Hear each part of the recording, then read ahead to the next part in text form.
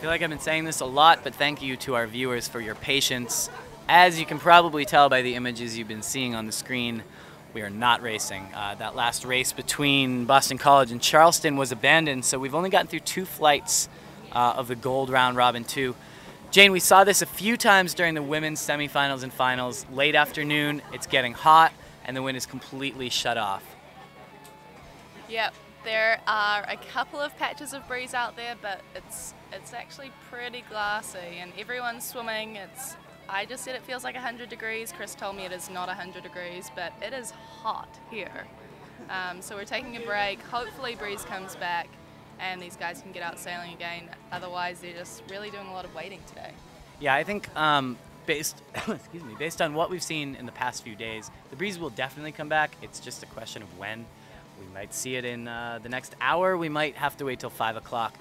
I also don't know how long they plan on racing today, so I don't want to make the viewers any promises, but I will say we are going off the air in just a couple of minutes. We will continue to monitor the situation here and update you with live text updates. If we see breeze coming, if we think it's going to happen, we'll let you know, and if they send the boats back out, we'll come right back on the air with more live coverage presented by Maclaren. So until then, I'm Chris Love. Jane Mackey. And we wish you a happy and healthy Monday afternoon. Hopefully we'll see you soon.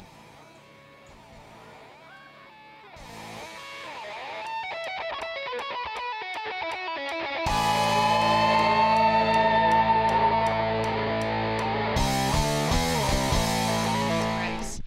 And coming into the top mark now. Now you do have the highest boat. Charleston is sailing higher than the rest. Oh no, BC getting wound up right to the mark. But with that righty, I'm not sure that they're going to still have the 1-2. Could just be our angle is 2 crossing. Oh yeah. Yep, they're way ahead.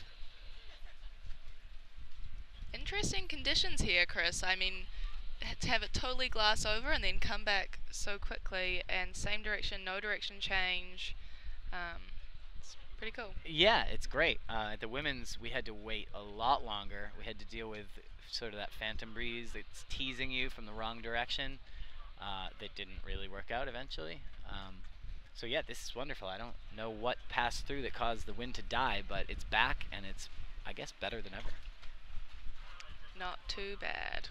So coming up next, we have St. Mary's in black versus Georgetown in yellow. And they should be in sequence or coming up to their sequence down at the starting line. Haven't heard a horn, but I see all the boats gathering at the start. So let's go ahead and turn our attention to the left, down to the starting line, black and yellow. St. Mary's. St. Mary's lost 1 race already today, and Georgetown won their race today. So, see what happens here. St. Mary's is Victor Diaz de Leon sailing the low boat. Josh Greenslade in the middle, and John Wallace. Oh, we have a number 12. Oh, you have the numbers there. How wonderful. Light down at that start now. Definitely still struggling a little bit with this breeze. The starting crews, and I hope that they're still in there, are Kelly Merriman, Kayla McComb, and Katie Galiskin. And for Georgetown, and we've got, we don't have the roster, but we think we know who's in there. It should be Chris Barnard. Yep. Sydney Bolger, as far as we know. Remember, she didn't start when it was breezy, but it's not terribly windy today. Nope, she wasn't sailing for most of the day yesterday. She did sail at the end, and she's sailing today. She's out there again. Saw her come by earlier. Evan in number 5. Evan Aras, the third skipper for Georgetown. So off the line, things are looking good for Georgetown. 3 yellow boats out in front. I think they're winning all 3 of their pairs here. Oh, and boat 10 kind of botched that tack for St. Mary's. It was quick recovery. I don't think it cost him too much, but you saw that sail go way out when it should have been trimmed. You can see in the foreground here we have BC Annie Hager leading into the bottom mark here. Yeah, just a quick check in there. That's a 1-2 for BC. We'll see them on their final leg. I think it's William Bailey coming in also just across the screen right now. Back on the black and yellow. Georgetown commanding this first beat and really doing a good job of staying in phase with the wily boats behind them. From St. Mary's, tacking almost constantly. Somebody seems to be tacking back and forth. But good positioning here. You can see they own the corners. So no one's able to get leverage by getting to the side. They're funneling them back to the middle. Good strategy for the leading team.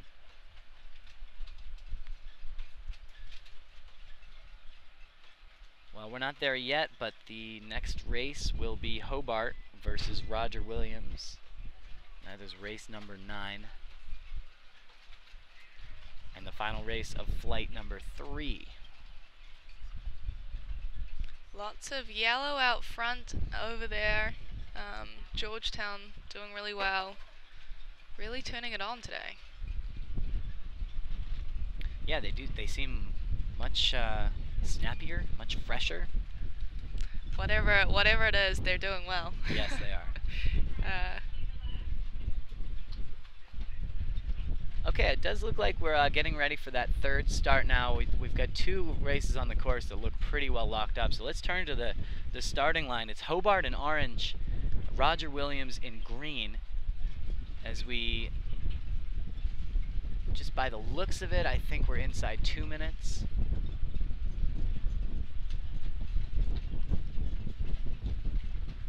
See, what we need is a camera out there with audio to hear the horns.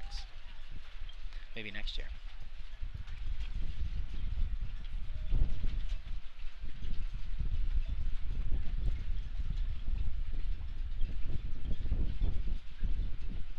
Well, I don't know. They're all sailing away from the the starting line, so perhaps we were wrong. I guess we will check back in to the races on the course. BC is wrapping up. They're in red. They're wrapping up their race against Charleston, and it's going to be a pretty convincing win here. Absolutely. For the Eagles. Charleston, who was so strong yesterday, not going to pick up this one. And we've got Annie Hager on the right, red boat number 3, William Bailey number 2, just tacking right now.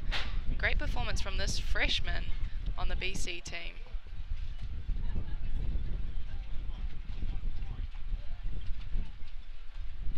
And that's a win for BC. Coming downwind here in the yellow boats, Georgetown. They've got the 1-2, their third place boat. Actually, I saw them earlier off camera, putting in a little bit of a gap, helping their teammates out, trying to keep those black boats back and not let them back in this.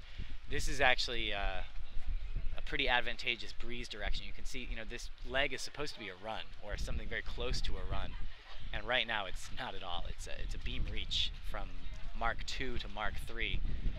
Great if you're the lead team. You can just put your nose right on the mark and get there. Not so good if you're trailing. No opportunities here to try to steal the wind or draw somebody up higher than they want to sail. So Georgetown enjoying a little gift from Sydney Lake in Travis. the lead right there, coming across the screen.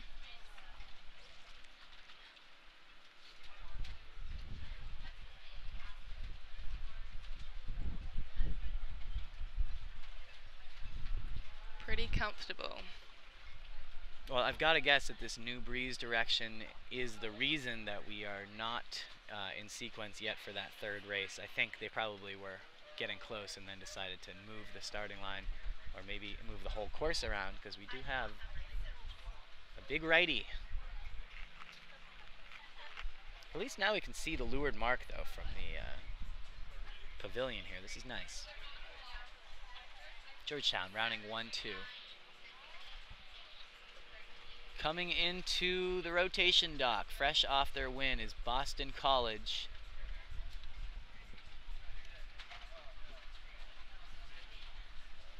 Be interested to see what they have to say about that race.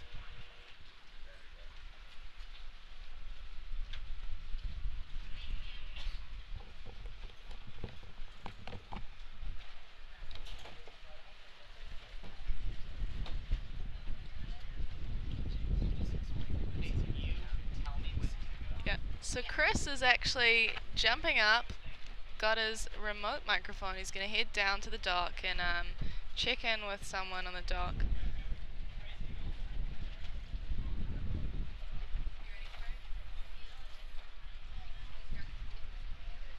This is what everyone loves when you come in off the water and get grabbed by Chris Love.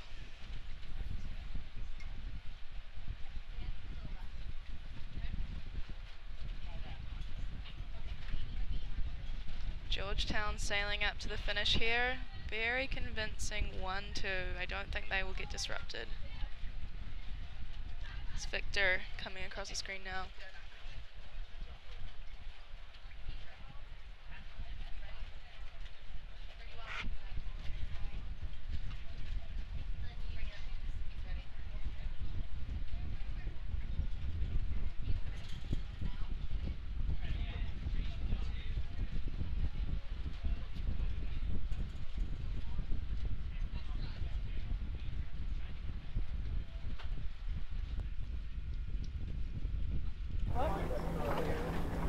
How was that race out there?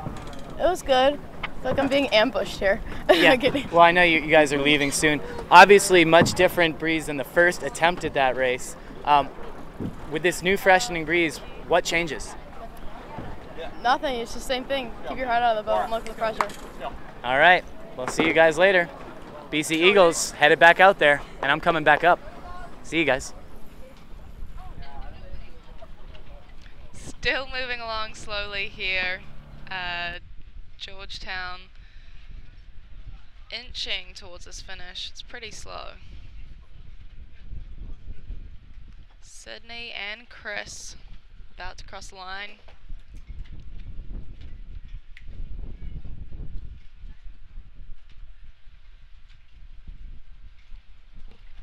It's another win for Georgetown.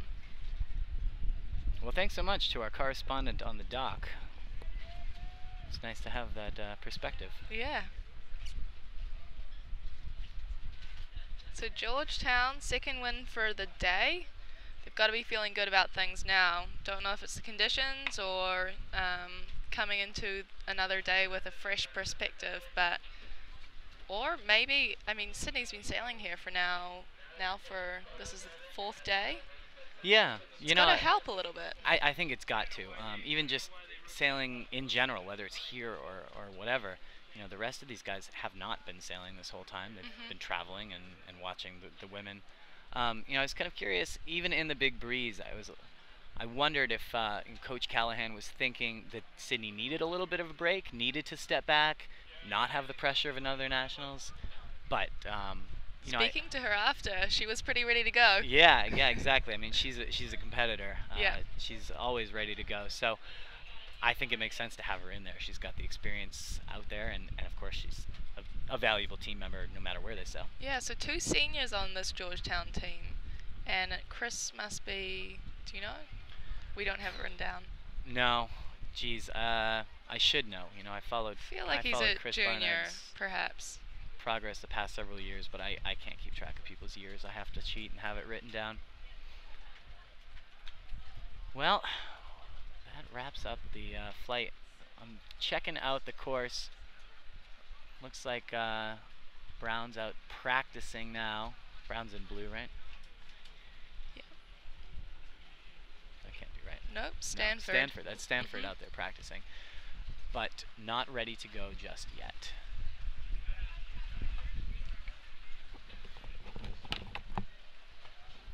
So we see St. Mary's just slowly cruising in.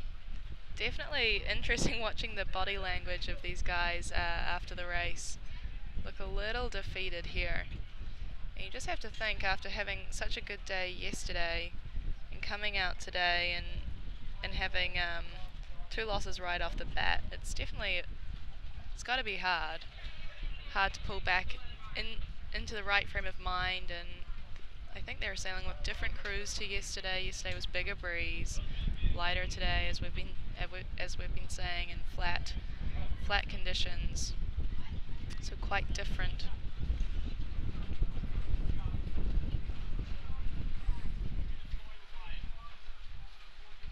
One other thing here, it's really hot, so it's going to be hard for these guys to keep drinking enough water and fluids. We're sitting under in the shade, and it is still really hot. Still have to keep drinking a lot, and these guys are working hard out there in the sun. And we have another race. Looks like it's about to get underway. It's orange and green. Orange is Hobart and Roger Williams is in green. Looks like they are now getting ready to go. The long-awaited Hobart Roger Williams race. Now these guys both will come into this race, Hobart on 4 and Roger Williams on 2. Roger Williams started the day on 2, so they've picked up 2 points so far. Hobart is now on 5. Also picked up 2 races today, so this will be an interesting match.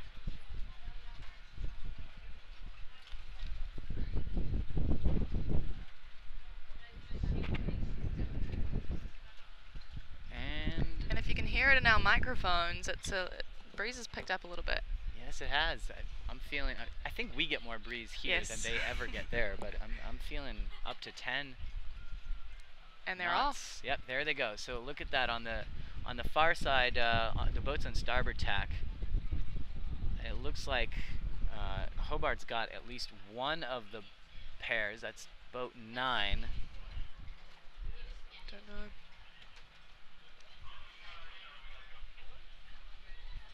But then interestingly, they've let Roger Williams tack across. So you don't see this too often. You've got 2 orange boats and 1 green boat on the left side, 2 green boats and 1 orange boat on the right side.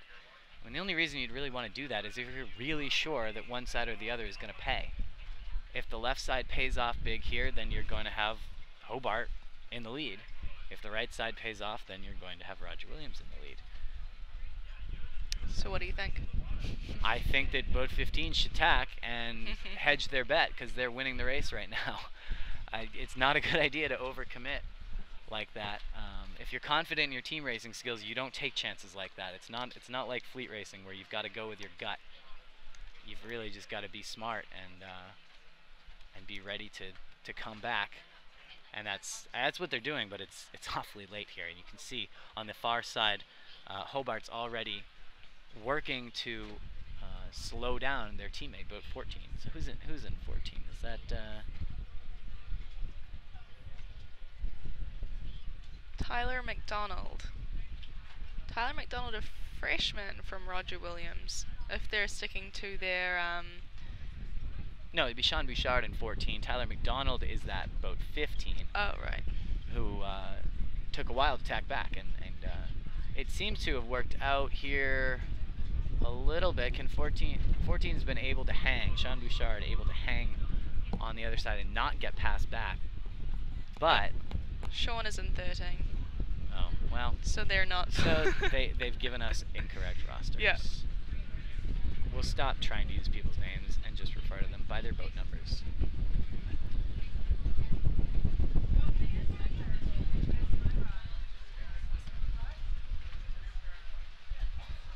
All right, now Roger Williams back. Finally, 15 is in a position to try to pull a pass back themselves.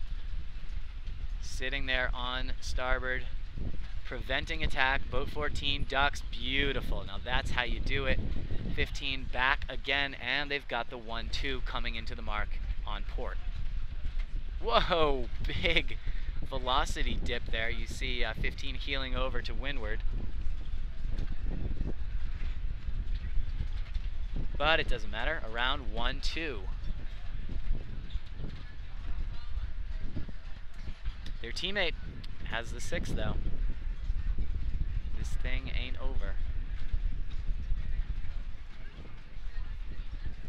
Roger Williams definitely want this win. This will bring them up to even with Hobart.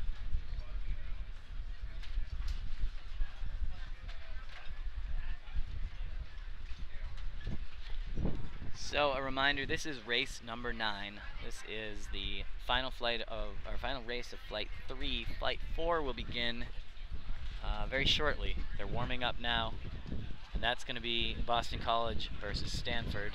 followed by St. Mary's versus Brown. The reason why this one took so long is because they had to reset the course for the new breeze direction. Yep, and these guys are going really high off this offset top mark, with the downwind bottom mark now shifted out further for the wind change. They're going to have to come down quite a bit to get there.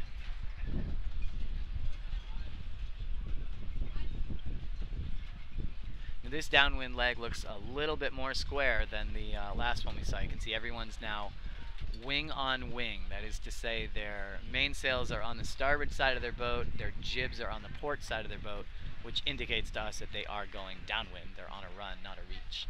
And this is good if you're the trailing boats here. This gives Hobart somewhat of a chance to try to catch those guys. Now there's a lot of separation there, so there's not much they can do to interfere with the wind of Roger Williams, but if they can sail faster and get up on their transoms, they may have a chance to try to get an overlap before the mark. Actually, you're right, Chris. They didn't really have to come down that much, so it's still not that square to the breeze. Definitely makes it hard for anyone to do any passing here. Right, we didn't see a single person jibe. No. So this is not a run exactly so much as a pretty deep, broad reach.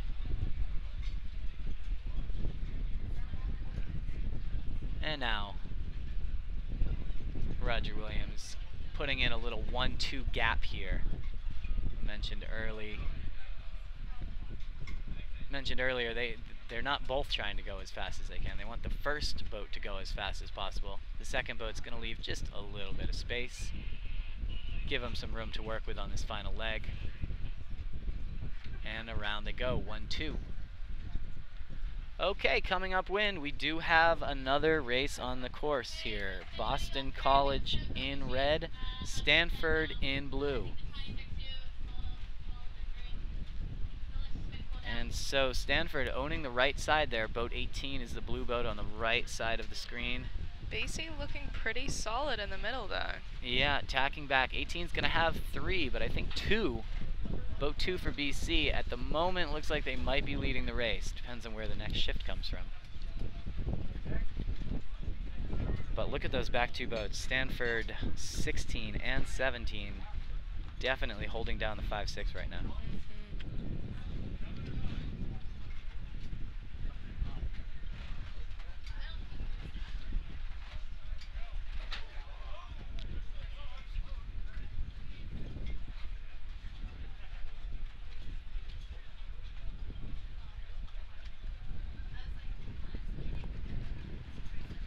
All right, well, there's BC with the 156. I am curious to see what they'll do. Let's see what happens into Mark 2, and then that should be perfect timing, actually, to catch up with that race we were just watching. Annie in number 3 going high there. Good breeze now. Ooh, very good breeze. It's blowing the covers off the microphones here.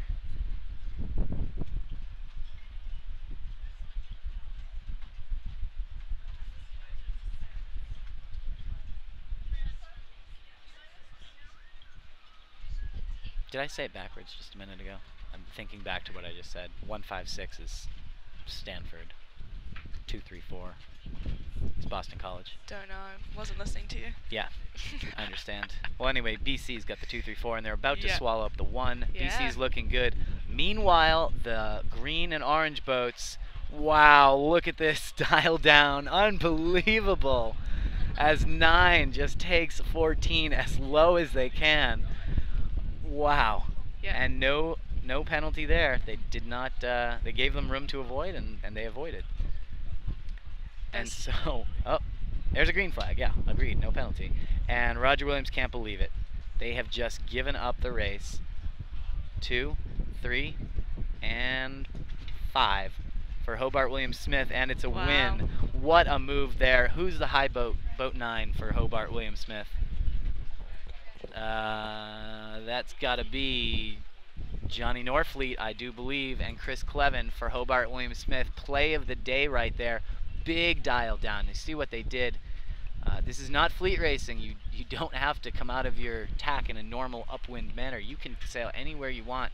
They point their boat right at 14. They're on starboard tack. 14 has to get out of the way. Roger Williams looks outraged right now, circling the judge's boat, trying to get something out of them, but that puts Hobart onto 6 wins and has them tied with Brown now, leading the competition also with 6 wins. And as you can see down here, we have BC rounding the bottom mark 1-2.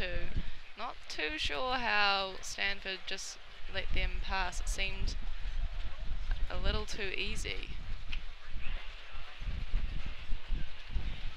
I believe 2 is William Bailey, and coming straight towards us, Annie in 3. And third skipper Alex Cook heading straight towards us as well. So Chris is going to head down again,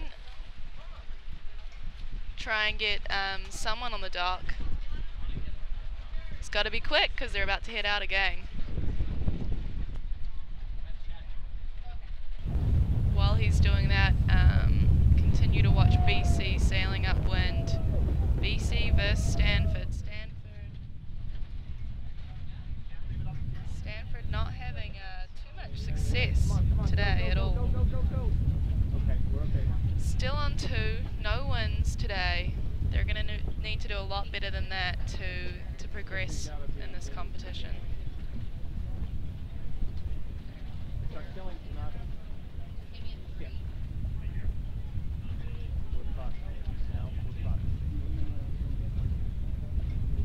But they're definitely closing the gap, actually. See the boat right on top of 3, number 18. Oh, and we're cutting over to Chris.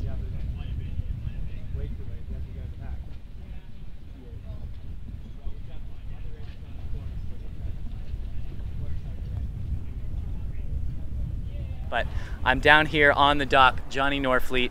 We just watched that incredible dial down on the final beat against Roger Williams, and it did the trick. You guys got the win. Tell us about that move. Yeah, I mean, we had a little bit of a tough race. We lost what could have been a 1-2 on the first beat, and we were just trying to do our best to stay in the race. And we managed to keep it a 3-4-5 with a close chase in the downwind. And we didn't quite make the conversion, but we knew we had, they were in the 6, and we knew we were fast in the last beat, so our goal was to just get free, sail fast, and that's what we were able to do.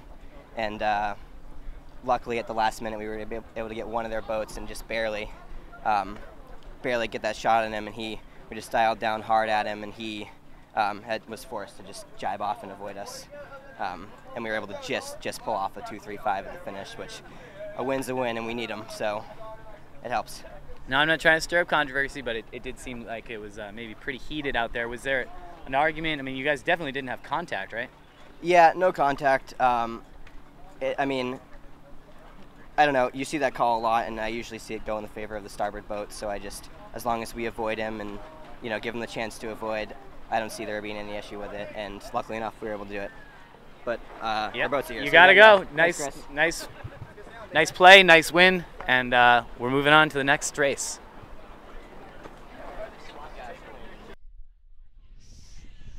So that was Johnny Norfleet with Chris down on the dock. Johnny Norfleet from Hobart just won their race, giving them 6 wins. Now tied with also BC, who got 6 wins, or is on 6 wins. They just won their race against Stanford. Stanford really suffering. As I mentioned, no wins today on 2 points, really lagging behind the rest of their competitors.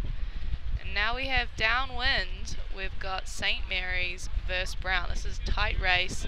There's been a lot of position jostling, and they still haven't really solidified it, but looks like Brown in second, 2-3-5 potentially, with these guys coming down in high. Lots of jibes taking place. Okay, that's fine. That's Victor from St. Mary's in the lead. Victor Diaz de Leon. He's a speed machine. It seems like he's really been learning the game of team racing lately. He's a very fast sailor. He just got part. Oh no, sorry. As I say, he's a fast sailor. But I really do think the St. Mary's team has finally gotten it together. You know, they were Brown wow. though coming in. Can they get this 2:35? I think that's what they rounded the top mark in. I'm losing my place in what I'm talking about because I'm trying to peer through these sails, trying to see what's going on down there. I think it's a 1-2 round the mark for St. Mary's. Nice work by St. Mary's Seahawks coming into that mark. Yeah, I definitely think that Brown was winning at the top mark. So nice job for St. Mary's on the downwind. I was trying to say this is a sort of a young team in the sense that they haven't been team racing with each other all that long, really just this season. And it's filled with talent and fast sailors, but they really had to learn the game. They had to learn to work together, and I think they've really finally gotten it here by the postseason. St. Mary's results at the beginning of the season, really nothing like the likes of Georgetown, BC, Hobart, Roger Williams, but now they're definitely up there. And what we've seen so far this regatta, and it's not over yet by any means, but what we've seen so far, the prior results of the season don't really matter. Nope. All comes down to here. St. Mary's sailed very well yesterday, so did Brown, so this is a great match.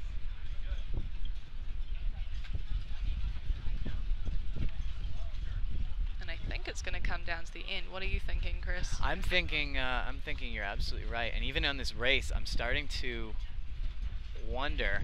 St. Mary's has given up the corners. Now, boat 6 decided not to come all the way into shore. It wasn't working for them, but they're not controlling the corners, and they are starting to get a little unbalanced. For a second there, it looks like it was going to be two yellow on the left and 2 black on the right. Now they're bringing it back to the middle. I think St. Mary's fans can breathe a sigh of relief here. Tyler Rice right there in 6.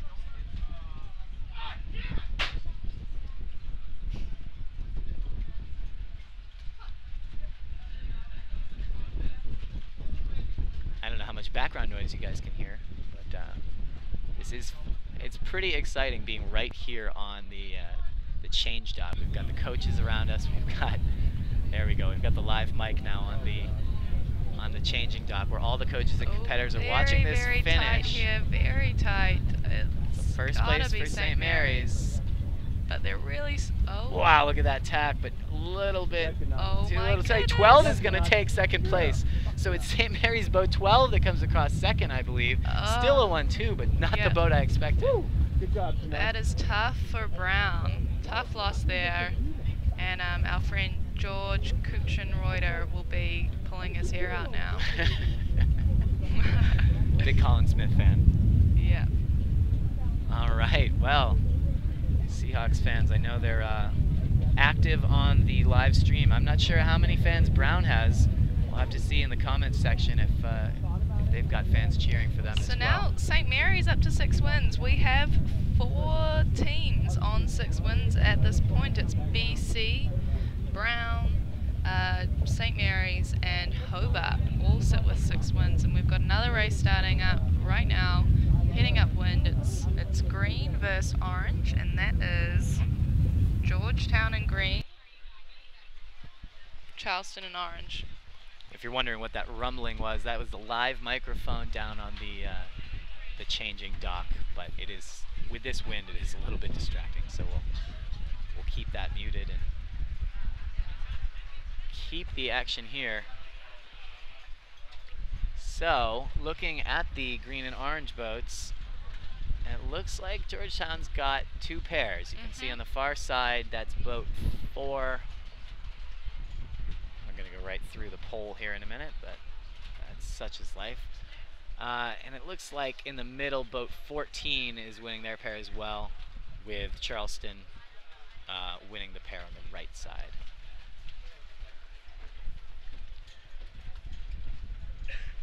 Having a good time out here, Jania. Yeah, absolutely. Now that the breeze is up, it was like a sauna about 30 minutes ago. It gets pretty rough when it's hot, but it's quite pleasant now. All right, back to the racing.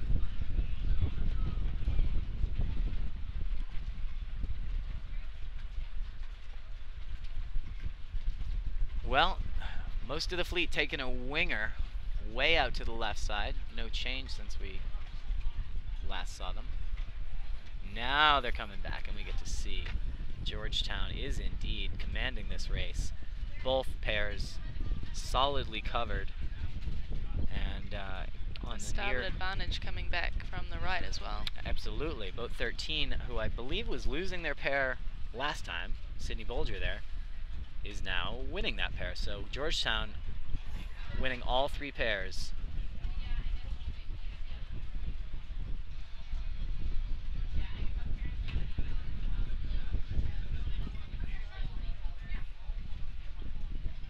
Oh, big wind up there for boat 8 though. We're gonna see Bolger probably putting on the brakes. Doesn't matter if they're winning all 3 pairs if they let Charleston boats get in front of Georgetown boats. So there you go. Going slow, coming into the mark, trying to slow them down because Charleston still has the starboard advantage on 14. And indeed, 14 is going to have to duck. Now Bolger, we're going to see a pin here. Yes.